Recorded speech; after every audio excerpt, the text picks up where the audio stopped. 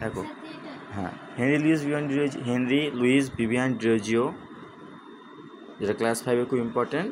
Mother India has brought up many great men in her land. Bharat মা বা ভারত মাতা তার জন্মভূমিতে, তার ভূমিতে অনেক মহান মানবের জন্ম লালন পালন করেছেন। Henry Luis Vivian Derozio was one of them. Henry Luis Vivian Derozio তাদের মধ্যে একজন ছিলেন। হি ওয়াজ বর্ন, তিনি জন্মগ্রহণ করেছিলেন অন 18 এপ্রিল 1890, 1809 খ্রিস্টাব্দে 18 এপ্রিল জন্মগ্রহণ করেছিলেন। হিজ ফাদার্স নেম ওয়াজ, তার বাবার নাম ছিল Francis Derozio, and his mother's name was Sophie Johnson, এবং তার মায়ের নাম ছিল সোফি জনসন।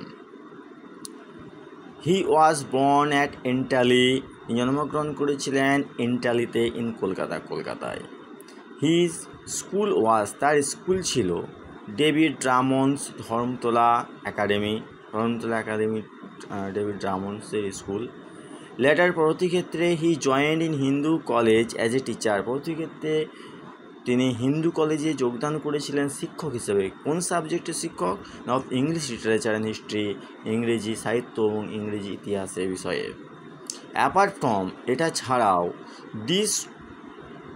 দিস, এটা ছাড়াও he was the assistant editor of India gazette, তিনি ছিলেন ইন্ডিয়া গেজেটের একজন assistant, and also edit of Calcutta gazette, এমনকি তিনি কলকাতা গেজেটেরও একজন